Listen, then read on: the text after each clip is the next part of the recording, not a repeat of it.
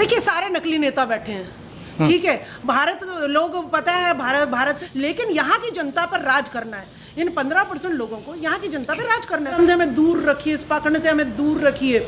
वहीं आपके स्वामी प्रसाद मौर्य जी यूपी से कह रहे हैं कि रामचरितमानस में जो है गालियाँ लिखी है, 50% महिलाओं के लिए गाली लिखी है, 85% शूद्रों के लिए गाली लिखी है।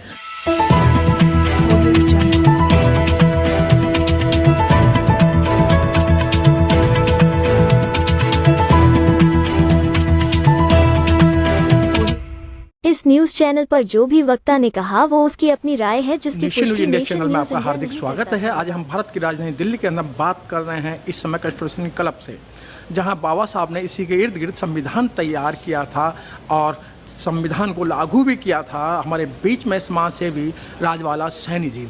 राजवाला सैनी जी, आपका नेशन न्यूज इंडिया में आपका हार्दिक स्वागत है। धन्यवाद। जय भारत जय संविधान। राजवाला जी, आज पूरा देश उथल पुथल कर रहा है और सारे समाज के जो लोग हैं, कुछ समाज को छोड़ के आज सारे ही समाज जो त्राही कर रहे हैं, उनके कोई सुनने वाला नहीं है और संविधान को भी ताक पर रख दिया है। तो आप कैसा देखते हैं? और इस देश के अंदर जो गरीब मजलूम लोग हैं उन पर आए दिन अत्याचार हो रहे हैं। देखिए, अभी भारत जो है अपना 74वां संविधान दिवस मना रहा था, गणतंत्र दिवस मना रहा था 26 जनवरी पर। तो आप सब ने देखा होगा कि किस तरीके से जो है मनुवादी मीडिया जो है टीवी पर, चाहे आज तक न्यूज़ हो, चाहे कोई भी न्यूज़ चैनल उठा के देखिए, वहाँ पे क्या दिखाया जा रहा था। वहाँ संविधान के बारे में कोई बात ही नहीं थी जी, कि हर राज्य में संविधान के अकॉर्डिंग सबको सबकी हिस्सेदारी मिल गई है। कोई सारी नौकरियों पर जो है हर किसी को, हर जाति को उसका हिस्सा मिल गया है। ऐसी कोई भी चीज़ हमें देखने को नहीं मिली। वहाँ पे क्या देखने को मिला? राम देखने को मिला, राम मंदिर मिल रहा है, कहीं लक्ष्मी आ रही है, कहीं सरस्वती आ रही है, और कहीं पर जो है ना बस मंदिर, पाखंड, इन चीज़ों पर ज़्यादा से ज़्यादा कंसंट्रेट किया हुआ था, ठीक है। लेकिन देखिए, इस देश में जो कहीं पर जो है बिहार के शिक्षा मंत्री जो हैं चंद्रशेखर जी जो हैं कह रहे हैं कि वो आवाज़ उठा रहे हैं कि नहीं, इस धर्म से हमें दूर रखिए, इस पाखंड से हमें दूर रखिए। वहीं आपके स्वामी प्रसाद मौर्य जी यूपी से कह रहे हैं कि रामचरितमानस में जो है गालियाँ लिखी है, 50% महिलाओं के लिए गाली लिखी है, 85% शूद्रों के लिए गाली लिखी है। तो इसको जो है जला देना चाहिए ऐसे ग्रंथों को। तो लेकिन जो है देखिए, टीवी पर कहीं नहीं नजर आ रहा है। और 26 जनवरी पे इस देश की जनता 85% लोग कह रहे हैं कि जो ग्रंथ हमें गाली दे रहे हैं, जो ग्रंथ हमें नीच ठहरा रहे हैं, जो ग्रंथ हमारा शोषण करते हैं, हमें गुलाम बनाते हैं, उस ग्रंथ को जला देना चाहिए। लेकिन उल्टा टीवी क्या दिखा रहे हैं, मनुवादी मीडिया क्या दिखा रही है 26 जनवरी पर कि देखिए राम राम पूजिए, आपको अयोध्या में अब राम तैयार मिलेगा। और भाई राम तैयार मिलेगा और ये भारत की जो भोली भाली जनता है ये मंदिरों में जाएगी, दान चढ़ाएगी, तो इनके बच्चे जो है विदेशों में पढ़ेंगे, सोने गहने से लदे रहेंगे। तो इस तरीके के पाखंड जो है 26 जनवरी पर, राष्ट्रीय पर्व पर जो है प्रधानमंत्री जी के सामने और राष्ट्रपति द्रौपदी मुर्मू जी के सामने ये सब पाखंड दिखाया जा रहा था। वहाँ पर हमारे रोंगटे खड़े हो रहे थे कि इस देश का भविष्य देखिए कि 74 साल संविधान दिवस पर भी अगर संविधान की बात नहीं हो सकती तो ये क्या सा जो है घिनौना चेहरा इन लोगों का, सरकारों का है, चाहे वो बीजेपी सरकार हो चाहे कांग्रेस सरकार हो, कि जो हमारे संविधान दिवस पर भी हमें संविधान के बारे में नहीं बताती। तो स्कूल कॉलेजों में हमें संविधान के लिए कोई कुछ नहीं बताता, क्योंकि राष्ट्रीय का पर्व जिस दिन संविधान दिवस है उस दिन भी कोई नहीं बता रहा है। तो आम दिनों में हमें कुछ नहीं बताया जाता। भारत के साथ धोखाधड़ी हो रही है और वो आपने देखा होगा कि हर कोई आज जो है पीछे पड़ा हुआ है इन पाखंडियों के, इन जो है लुटेरों के। ये कमेरे वर्ग को नोच नोच के खा रहे हैं। ये जो है पाखंड में रखना चाहते हैं, अंधविश्वास में रखना चाहते हैं, अशिक्षित इस भारत को रखना चाहते हैं, ताकि इस जनता को ये बेवकूफ़ बनाया जाए और इनसे जो है गुलामों जैसा जो है शूद्रों को कहते हैं, शूद्र हमारी सेवा के लिए पैदा हुए हैं और ये शूद्र जो है हमारी सेवा करते रहे। लेकिन ये नहीं पता कि जब ये आज ओबीसी सम्मेलन है और जिस दिन ये ओबीसी जाग गया, जो कि 52% जो है 1931 की जनगणना में था, आज अगर इसकी जनगणना जो है बिहार में जो चालू हो गई है, आज अगर इसकी जनगणना करें तो 60 से 62% ये जो है ओबीसी है। और ओबीसी अब बोलने लग गया है जिस दिन, और देख रहे हैं देश में पूरे में हर जगह उथल पुथल है, चाहे यूपी देखो, चाहे दिल्ली देखो, चाहे हरियाणा देखो, चाहे बिहार। हरियाणा में राजकुमार सैनी जी ने भरसर जो है विरोध किया। जहाँ विरोध करते हैं कुरुक्षेत्र से, देखिए कुरुक्षेत्र से जहाँ विरोध होता है कि भाई हमें जो है कोई भगवानों से लेना देना नहीं, वहीं पर भगवान का और बढ़ावा हो जाता है। कुरुक्षेत्र से आपने हरियाणा से एक झांकी देखी होगी, कुरुक्षेत्र से देखिए कृष्ण जी, वो 10 मुंह, एक भैंस का है, एक किसी का है, 10 मुंह वाले कृष्ण जी। बताइए, मैं तो कहती हूँ 10 मुंह वाले ये आदमी तुमने जो है पैदा कर रखे हैं, दिखा रहे हैं झांकी में गणतंत्र दिवस पे, और मिश्र के जो है हमारे दूसरे जो है गेस्ट भी आए हुए हैं, उन्हें दिखा रहे हो कि एक आदमी के 10-10 मुखड़े होते हैं। क्या आप पागल नहीं समझते होंगे कि देखिए भारत में एक आदमी के 10-10 चेहरे हैं? कौन सा बच्चा ऐसा पैदा हुआ है जिसके 10 चेहरे हो? मैं तो कहूँ इनकी आने वाली जो बच्चे हैं वो 10 मुंह पहले वाले और 6-6 हाथों वाली। देखिए आपने राष्ट्रीय पर्व में देखा आपने 26 जनवरी पर वो माता आ रही है, 6-6 हाथों वाली माता आ रही है। ये देश क्या दिखा रहा है? साइंस तो दिखा ही नहीं रहा, पाखंड दिखा रहा है। तो देखिए, आपको सीधा सीधा मैं प्रूफ दे रही हूँ। लेकिन हमारी राष्ट्रपति द्रौपदी मुर्मू जी का जो भाषण सुना होगा आपने शाम का, उसमें उन्होंने संविधान की बात कही, बाबा साहब भीमराव अंबेडकर की बात कही। उन्होंने कहा कि इसमें SC ST OBC माइनॉरिटी के लिए बाबा साहब ने सबके हक जो है उसकी संख्या के अनुसार में लिख रखे हैं राष्ट्रपति। लेकिन राष्ट्रपति जी देखिए कितनी लाचार हैं वो, कि वहाँ पर अंधविश्वास और पाखंड। एकलव्य के बारे में क्या कहते हैं? कहते हैं देखिए, यहाँ पर एक तरफ अर्जुन और द्रोण दिखा रहे हैं तो दूसरी तरफ एकलव्य भी दिखा रहे हैं। द्रोण ने शिक्षा नहीं दी एकलव्य को, लेकिन ये नहीं बताया उसने कि ये द्रोण वही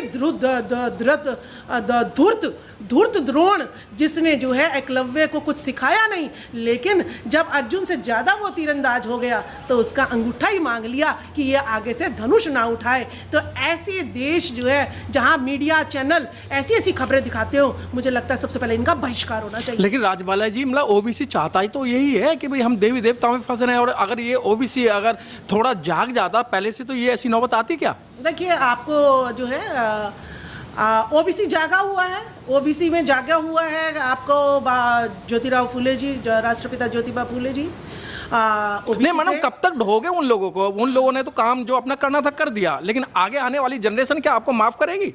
देखिए, आपको बताएं तो हरियाणा से जो है बीजेपी को छोड़ के राजकुमार सैनी जी अंधविश्वास पाखंडवाद पे पूरा खुल के बोल रहे हैं।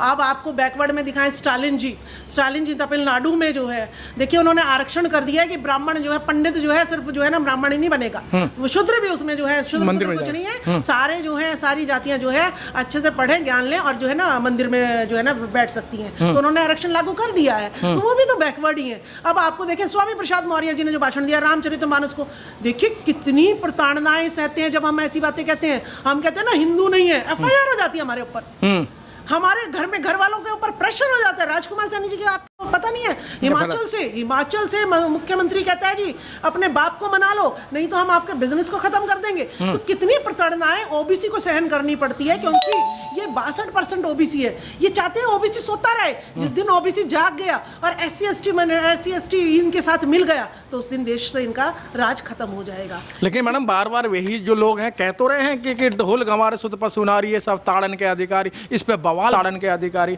तो महिला भी तो नहीं आ रही है बाहर OBC की निकल के मैडम, जैसे आप जैसी 1-2 महिला आ रही हैं तो उनसे क्या बनेगा?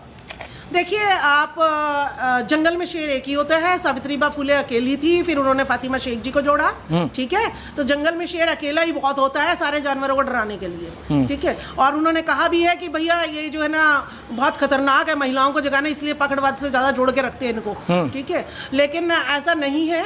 ढोल गवार शूद्र नारी ये सब जो है पूजने के अधिकारी हैं, क्योंकि भारत की मिट्टी नारी को पूजती है।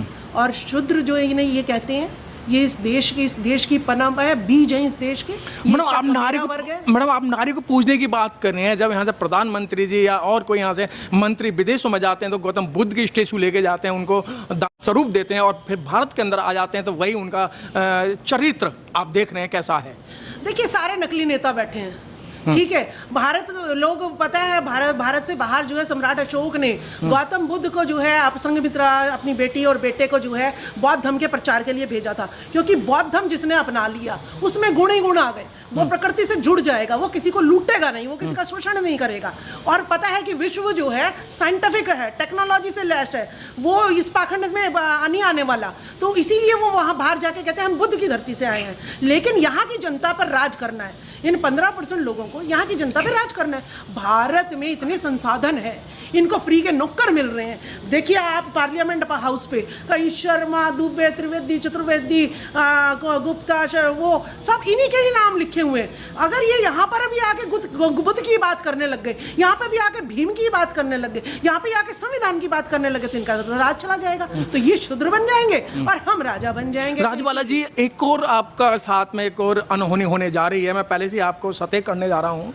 जो पार्लियामेंट है, अब दूसरा पार्लियामेंट तैयार है और विश्वसनीय सूत्रों से ज्ञात हुआ कि मार्च के महीने में इसका जो नाम, मार्च के फर्स्ट वीक में इसका नामकरण हो जाएगा। जो आप पहले बाबा साहब के बदौलत आप पार्लियामेंट के अंदर दर्शन करा करते थे, वो भी आपके हाथ से छिनने जा रहा है। और एक कुछ आप जैसे बुद्धिजीवी लोगों ने एक मुहिम छेड़ दी है कि जो नया पार्लियामेंट है उसका डॉक्टर भीमराव अंबेडकर नाम होना चाहिए। देखिए, संविधान जब बना था तो बाबा साहब अंबेडकर जी तब भी जो है थोड़े मायूस थे कि संविधान जो है ना मैंने बना तो दिया, लेकिन इसे लागू करने की नीयत जो है इन लोगों की नहीं है। तो आज हमें भी पता है कि ये जो है हमारा राष्ट्रपति भवन होने के बावजूद भी ये जो है दूसरा राष्ट्रपति भवन बनाया, नाम चेंज करने में लगे हुए हैं ये लोग। लेकिन हमारी धरती है, कभी तो हमारा राज आएगा। आज ये मनमानी कर रहे हैं, करने दो। जितना शोषण करेंगे उतने ही हमारे लहू में उबाल आएगा और हम जो है सत्ता हासिल करेंगे और इनके जितने भी नाम है ये हटा देंगे। भारत की मिट्टी हमारी है, भारत के भवन हमारे हैं, भारत के संसाधन हमारे हैं, भारत की हवा हमारी है। तो ये ऐसे कब्जा नहीं कर सकते हैं। करने दो इनको जितना कर रहे हैं। लेकिन जिस दिन ये ओबीसी एसटी माइनॉरिटी 85% 85 बनाम 15 जो है, जिस दिन युद्ध छिड़ जाएगा उस दिन ये सारे नाम भी हट जाएंगे और ये सारे जो है अपने अपने हमारे सेवा में, जो हमारे चरणों में आ जाएंगे कि हम शुद्र हैं जी, हम तो आपके पैरों के यही लायक हैं। तो ये सिचुएशन जो है इस देश में आ जाएगी। तो जय भारत, जय संविधान। आपका बहुत बहुत धन्यवाद।